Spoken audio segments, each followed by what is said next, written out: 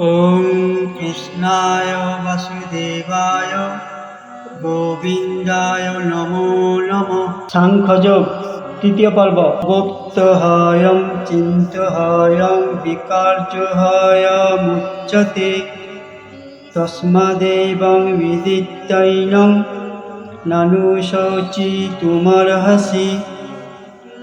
এই আত্মা অব্যক্ত, অচিন্ত ও অবিকারী বলে শাস্ত্রে উল্লেখ রয়েছে। অতএব এই সনাতন স্বরূপ সম্বন্ধে এই তত্ত্ব অবগত হয়ে দেহের জন্য তোমার শোক করা উচিত নয়। জড় জাগতিক বিচারে আত্মার আয়তন এত সূক্ষ্ম যে সবচেয়ে শক্তিশালী অনুবীক্ষণ যন্ত্রের সাহায্যেও তাকে দেখা যায় না। তাই সে অগোচর। আত্মার অস্তিত্বকে পরীক্ষামূলকভাবে প্রমাণ করা যায় না, আর তার একমাত্র প্রমাণ হচ্ছে শ্রুতি প্রমাণ বা বৈদিক জ্ঞান। আত্মার অস্তিত্ব আমরা সবসময় অনুভব করতে পারি। আত্মার অস্তিত্ব সম্বন্ধে কারো মনেই কোনো সন্দেহ থাকা উচিত নয়। তাই এই বৈদিক সত্যকে আমাদের গ্রহণ করতেই হবে, কারণ এছাড়া আর কোনো উপায় আত্মার অস্তিত্বের এই নিগুড় তত্ত্বকে জানতে পারা যায় না। উচ্চতর কর্তৃপক্ষের উপর নির্ভর করেই কেবল আমাদের অনেক কিছুকে স্বীকার করতে হয়। মায়ের তথ্যের উপর ভিত্তি করে পাওয়া যায় পিতৃপরিচয়। মায়ের প্রদত্ত তথ্য ছাড়া পিতাকে জানা আর কোনো উপায় নেই। এমনি আত্মাকে বৈদিক জ্ঞান বা শ্রুতি প্রমাণ ছাড়া আর কোনো উপায়ে জানা সম্ভব নয়। পক্ষান্তরে বলা যায়, মানুষের ইন্দ্রিয়লব্ধ জড় জ্ঞানের দ্বারা কখনোই আত্মাকে উপলব্ধি করা যায় না।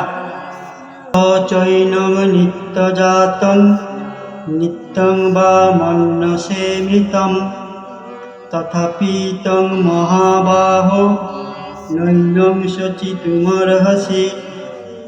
হে মহাবাহু, আর যদি তুমি মনে করো আত্মার বারবার জন্ম হয় এবং বারবার মৃত্যু হয়, তাহলেও তোমার শোক করা উচিত নয়।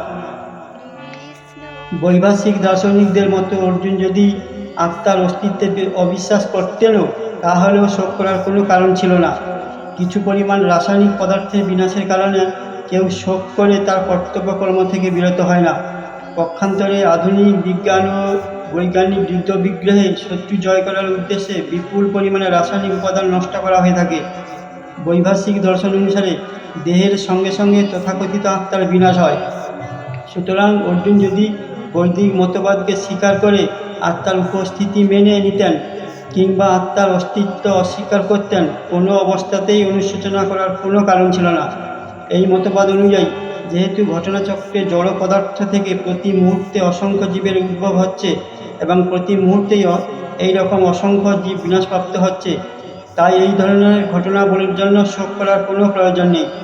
যদি আত্মার পুনর্জন্ম না থাকে, তাহলে অর্জুনের পিতামহ ও আচার্যকে হত্যাজনিত পাপের ফল ভোগ করার কোনো ভয় ছিল না। কিন্তু সেই সঙ্গে ভগবান শ্রীকৃষ্ণ কটাক্ষ করে অর্জুনকে মহাবাহ অর্থাৎ মহাশক্তিশালী বাহুসম্পন্ন বলে সম্বোধন করেছেন, কেননা অন্ততপক্ষে তিনি বৈদিক জ্ঞানের বিরোধী বৈভাষিকদের মতবাদ স্বীকার করেননি। একজন ক্ষত্রিয় রূপে অর্জুন বৈদিক সংস্কৃতির অবিচ্ছেদ্য অঙ্গ এবং তার নীতি অনুসরণ করাই ছিল তার পক্ষে উপযুক্ত। তস্য হি ধ্রুব মৃত্যু ধ্রুবং জন্ম মৃত্যস্য চ তস্মাৎ পরিহার্যেহার্থে ন তং শোচিতুমর্হসি। যার জন্ম হয়েছে তার মৃত্যু অবশ্যম্ভাবী এবং যার মৃত্যু হয়েছে তার জন্মও অবশ্যম্ভাবী। অতএব অপরিহার্য কর্তব্য সম্পাদন করার সময় তোমার শোক করা উচিত নয়। জীবদ্দশায় কৃতকর্ম অনুসারে কোনো বিশেষ দেহপ্রাপ্ত হয়ে আত্মা জন্মগ্রহণ করে, তারপর কিছুকাল যাবৎ জড়জগতে ক্রিয়াকলাপ সম্পাদন করার পর তাকে মৃত্যুবরণ করতে হয় আরেকটি দেহ লাভ করার জন্য। এভাবেই আত্মা জড়বন্ধন থেকে মুক্ত না হওয়া পর্যন্ত জন্ম মৃত্যুর চক্রে আবর্তিত হতে থাকে। এই জন্ম মৃত্যুর চক্র অবশ্য অনর্থক যুদ্ধ, হত্যা ও হিংসাকে অনুমোদন করে না, কিন্তু তবুও মানব সমাজে নিয়ম শৃঙ্খলা বজায় রাখার জন্য হিংসা ও যুদ্ধ অপরিহার্য হয়ে পড়ে। ভক্তাদানি ভূতানি ভক্তমধ্যানি ভারত অব্যক্ত নিধনান্যেব তত্র কা পরিদেবনা। হে ভারত, সমস্ত সৃষ্ট জীব সৃষ্টি হওয়ার আগে অপ্রকাশিত থাকে, এবং সৃষ্টির পরে প্রকাশিত থাকে এবং বিনাশের পর আবার অপ্রকাশিত হয়ে যায়। সুতরাং তার জন্য শোক করার কী প্রয়োজন? আশ্চর্যবৎ পশ্যতি কশ্চিদেনম আশ্চর্যবৎ বদতি তথৈব চান্য আশ্চর্যবচ্চৈনমন্য শৃণোতি সুত্তাপেন্নং বেদ ন চৈব কশ্চিৎ।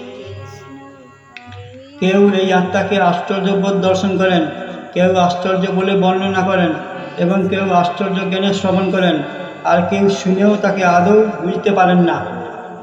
বিশালাকার পশুর দেহে, বিশাল বটবৃক্ষে, আবার মাত্র 1 ইঞ্চি পরিমাণ জায়গায় অবস্থিত কোটি কোটি ক্ষুদ্র জীবাণুর দেহেও অবস্থানকারী পারমাণবিক আত্মা বাস্তবিকই অত্যন্ত আশ্চর্যের। যে সমস্ত মানুষ সীমিত জ্ঞান সম্পন্ন, তারা কখনোই পারমাণবিক জীবাত্মার বিস্ময়কর স্ফুলিঙ্গের রহস্য উপলব্ধি করতে পারে না।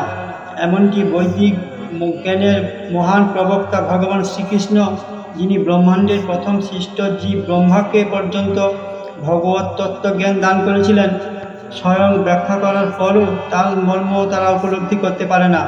স্থূল জড় ধারণার দ্বারা প্রভাবিত হয়ে পড়ার ফলে বর্তমান যুগের অধিকাংশ মানুষ কল্পনা করতে পারে না কিভাবে এত ক্ষুদ্র একটি কণিকা এত বৃহৎ ও এত ক্ষুদ্র হয়ে উঠতে পারে।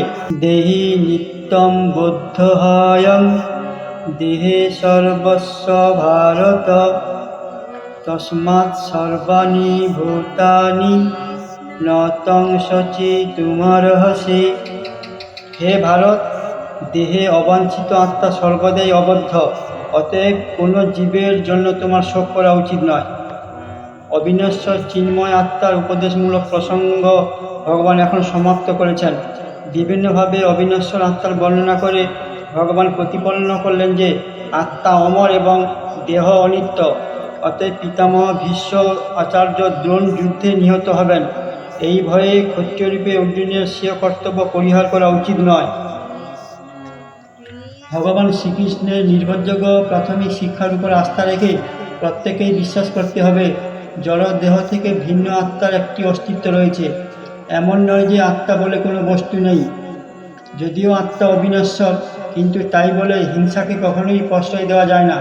কিন্তু যুদ্ধের সময় প্রয়োজনে হিংসাকেও নিরুৎসাহিত করাও উচিত নয়। এই প্রয়োজনীয়তার সামঞ্জস্য বিধান করতে হবে অবশ্যই ভগবানের বিধান অনুসারে, নিজেদের খেয়াল খুশি মতো নয়। ধর্মমপি চাবেক্ষা ন বিকম্পিতুমর্হসি ধর্মাদ্দি যুদ্ধাচ্ছেয়োহন্যৎ ক্ষত্রিয়স্য ন বিদ্যতে। ক্ষত্রিয়রূপে স্বধর্ম বিবেচনা করে তোমার জানা উচিত, ধর্ম রক্ষার্থে যুদ্ধ করার থেকে তোমার জন্য মঙ্গল করার কিছুই নেই। তাই তোমার দ্বিধাগ্রস্ত হওয়া উচিত নয়। চাতুর্বর্ণ বা সামাজিক অনুশাসনের 4টি বর্ণের মধ্যে সুশাসনের জন্য দায়িত্বে থাকা দ্বিতীয় বর্ণটিকে বলা হয় ক্ষত্রিয়। ক্ষত কথাটির অর্থ আঘাত, আঘাত থেকে বা বিপদ থেকে যে রক্ষা করে তাকে বলা হয় ক্ষত্রিয়। কোনো রাজা অথবা ক্ষত্রিয় যখন যুদ্ধক্ষেত্রে তার প্রতি ঈর্ষান্বিত কোনো রাজার সঙ্গে সংগ্রাম করতে রত হন, মৃত্যুর পর তিনি স্বর্গলোকে গমন করার যোগ্য হন। তেমনি ব্রাহ্মণ যজ্ঞে পশু বলি দিলে স্বর্গলাভ করেন। তাই যুদ্ধক্ষেত্রে ধর্মীয় নীতির অনুকূলে হত্যা করা এবং যজ্ঞে পশু বলি দেওয়াকে হিংসাত্মক কার্য বলে গণ্য করা হয় না, কারণ এই ধর্ম অনুষ্ঠানের ফলে সকলেই লাভবান হয়। যজ্ঞে উৎসর্গীকৃত পশু জৈব বিবর্তনের মাধ্যমে ক্রমান্বয়ে উন্নততর দেহ ধারণ না করেই অবিলম্বে মনুষ্য দেহ প্রাপ্ত হয় এবং ক্ষত্রিয়েরাও যুদ্ধক্ষেত্রে নিহত হয়ে স্বর্গলোক প্রাপ্ত হয়, যা ব্রাহ্মণেরা প্রাপ্ত হয় যজ্ঞানুষ্ঠান করার মাধ্যমে। স্বধর্ম 2 রকমের। জড়বন্ধন মুক্ত না হওয়া পর্যন্ত জীবকে শাস্ত্রের বিধান অনুযায়ী তার দেহে ধর্ম পালন করতে হয় এবং তার ফলে সে জড়বন্ধন থেকে মুক্ত হয়। মুক্ত অবস্থায় জীবের স্বধর্ম পারমার্থিক হয়ে যায়। চোপন্নং স্বর্গদ্বারং পাবৃতং সুখিনঃ ক্ষত্রিয়া পার্থ লভন্তে যুদ্ধমীদৃশম। হে পার্থ, না চাইতে যেসব ক্ষত্রিয়ের কাছে স্বর্গদ্বার উন্মোচনকারী এই প্রকার ধর্মযুদ্ধে অংশগ্রহণ করার সুযোগ আছে, তারা সুখী হন। অর্জুন যখন বলেছিলেন এই যুদ্ধে কোনো লাভ নেই, এই পাপের ফলে অনন্তকাল ধরে নরক যন্ত্রণা ভোগ করতে হবে, তখন সমস্ত জগতের পরম শিক্ষাগুরু ভগবান শ্রীকৃষ্ণ তার এই মনোভাবের নিন্দা করেছিলেন। অজ্ঞানতার কারণেই কেবল অর্জুন এই ধরনের উক্তি করেছিলেন। তার স্বধর্ম পালনের ক্ষেত্রে তিনি অহিংস নীতি অবলম্বন করতে চেয়েছিলেন। যুদ্ধক্ষেত্রে যদি ক্ষত্রিয় অহিংস নীতি অবলম্বন করে তবে সেটি একটি মস্ত বড় মূর্খতা। সব রকম দুঃখ দুর্দশা থেকে রক্ষা করে প্রজাপালন করাই হচ্ছে ক্ষত্রিয় ধর্ম, এবং সেই কারণে নিয়ম শৃঙ্খলা বজায় রাখার জন্য তাকে অস্ত্র ধারণপূর্বক দণ্ড দান করতে হয়। তাই তাকে বিরোধী ভাবাপন্ন রাজার সৈন্যদের বলপূর্বক পরাজিত করতে হয়, এবং এভাবেই ধর্মের ভিত্তিতে তারা পৃথিবী পালন করেন। সব দিক থেকে বিবেচনা করলে দেখা যায় অর্জুনের যুদ্ধের থেকে বিরত থাকার কোনো কারণই ছিল না। যুদ্ধে যদি তিনি জয়লাভ করতেন তবে তিনি রাজ্য সুখ ভোগ করতেন, আর যুদ্ধে তার মৃত্যু হলে তিনি স্বর্গলোকে উন্নীত হতেন, যেখানে তার জন্য দ্বার ছিল অবারিত। উভয় ক্ষেত্রে যুদ্ধ করাটা তার জন্য লাভজনক ছিল। তমিমং ধর্মং সংগ্রামং ন করিষ্যসি ততঃ স্বধর্মং কীর্তিং চ হিত্বা পাপং বাপস্যসি। তুমি যদি এই ধর্মযুদ্ধ না করো তাহলে তোমার স্বীয় ধর্ম এবং যোদ্ধারূপ খ্যাতি থেকে ভ্রষ্ট হয়ে পাপ ভোগ করবে। বিখ্যাত যোদ্ধারূপে অর্জুনের খ্যাতি ছিল সর্বজন বিদিত, এবং তিনি শিবের মতো বড় দেবতাদের যুদ্ধে পরাস্ত করে এই খ্যাতি অর্জন করেছিলেন। কিরাতরূপী শিবকে যুদ্ধে পরাস্ত করলে তিনি সন্তুষ্ট হয়ে অর্জুনকে পাশুপত নামক এক অস্ত্রের দ্বারা পুরস্কৃত করেন। সকলেই জানত তিনি ছিলেন এক মহান যোদ্ধা। তার অস্ত্র শিক্ষাগুরু দ্রোণাচার্যও তার প্রতি সন্তুষ্ট হয়ে তাকে আশীর্বাদ করেন এবং এমন একটি অস্ত্র দান করেন যার দ্বারা তিনি তার আচার্যকেও পর্যন্ত হত্যা করতে পারতেন। সুতরাং যুদ্ধ বিশারদ রূপে তিনি বিভিন্ন কর্তৃপক্ষের স্বীকৃতি লাভ করেছিলেন, যাদের মধ্যে তার ধর্মপিতা দেবরাজ ইন্দ্রও ছিলেন। তাই তিনি যদি যুদ্ধক্ষেত্র পরিত্যাগ করতেন তবে তিনি কেবল তার ক্ষাত্র ধর্মের প্রতি অবহেলা করতেন তা নয়, সেই সঙ্গে তার বীরত্বের গৌরবও নষ্ট হতো এবং তাকে নরকগামী হতে হতো। পক্ষান্তরে বলা যায় যুদ্ধ করার জন্য অর্জুনকে নরকে যেতে হতো না, বরং যুদ্ধ না করার জন্যই তাকে নরকে যেতে হতো। চেত্তমিমং ধর্মং সংগ্রামং ন করিষ্যসি ততঃ স্বধর্মং কীর্তিং চ হিত্বা পাপং বাপস্যসি। তুমি যদি এই ধর্মযুদ্ধ না করো তাহলে তোমার স্বীয় ধর্ম এবং যোদ্ধারূপ খ্যাতি থেকে ভ্রষ্ট হয়ে পাপ ভোগ করবে। বিখ্যাত যোদ্ধারূপে অর্জুনের খ্যাতি ছিল সর্বজন বিদিত, এবং তিনি শিবের মতো বড় দেবতাদের যুদ্ধে পরাস্ত করে এই খ্যাতি অর্জন করেছিলেন। কিরাতরূপী শিবকে যুদ্ধে পরাস্ত করলে তিনি সন্তুষ্ট হয়ে অর্জুনকে পাশুপত নামক এক অস্ত্রের দ্বারা পুরস্কৃত করেন। সকলেই জানত তিনি ছিলেন এক মহান যোদ্ধা। তার অস্ত্র শিক্ষাগুরু দ্রোণাচার্যও তার প্রতি সন্তুষ্ট হয়ে তাকে আশীর্বাদ করেন এবং এমন একটি অস্ত্র দান করেন যার দ্বারা তিনি তার আচার্যকেও পর্যন্ত হত্যা করতে পারতেন। সুতরাং যুদ্ধ বিশারদ রূপে তিনি বিভিন্ন কর্তৃপক্ষের স্বীকৃতি লাভ করেছিলেন, যাদের মধ্যে তার ধর্মপিতা দেবরাজ ইন্দ্রও ছিলেন। তাই তিনি যদি যুদ্ধক্ষেত্র পরিত্যাগ করতেন তবে তিনি কেবল তার ক্ষাত্র ধর্মের প্রতি অবহেলা করতেন তা নয়, সেই সঙ্গে তার বীরত্বের গৌরবও নষ্ট হতো এবং তাকে নরকগামী হতে হতো। পক্ষান্তরে বলা যায় যুদ্ধ করার জন্য অর্জুনকে নরকে যেতে হতো না, বরং যুদ্ধ না করার জন্যই তাকে নরকে যেতে হতো। ভূতানি কথয়িষ্যন্তি তেহ বয়ম সম্ভাবিতস্য চাকীর্তি মরণাদতিরিচ্যতে। মানুষ চিরকাল তোমার কীর্তিহীনতার কথা বলবে, এবং যে কোনো মর্যাদা সম্পন্ন ব্যক্তির পক্ষেই এই অসম্মান মৃত্যু অপেক্ষাও নিকৃষ্টতর। অর্জুনের যুদ্ধ প্রত্যাখ্যানের বিষয়ে বন্ধু ও তত্ত্বদ্রষ্টারূপে ভগবান শ্রীকৃষ্ণ তার চূড়ান্ত বিচার প্রদান করছেন। ভগবান বললেন, অর্জুন, যুদ্ধ শুরু হওয়ার পূর্বে যদি তুমি যুদ্ধক্ষেত্র পরিত্যাগ করো তবে সকলে তোমাকে কাপুরুষ বলবে, আর তুমি যদি মনে করো মানুষের নিন্দা উপেক্ষা করেও যুদ্ধক্ষেত্রে থেকে পলায়ন করলে প্রাণ রক্ষা হবে, তাহলে আমার উপদেশ হলো যুদ্ধে প্রাণ ত্যাগ করাই ভালো। তোমার মতো সম্মানীয় ব্যক্তির পক্ষে অপযশ মৃত্যুর থেকেও নিকৃষ্টতর। সেটি তোমাকে আমার বন্ধুত্বের অমর্যাদা করার অপযশ ও সমাজে তোমার সম্মানহানির কবল থেকে রক্ষা করবে। সুতরাং অর্জুনের জন্য ভগবানের চূড়ান্ত উপদেশ ছিল যুদ্ধক্ষেত্রে পরিত্যাগ না করে যুদ্ধক্ষেত্রে প্রাণ ত্যাগ করার জন্য।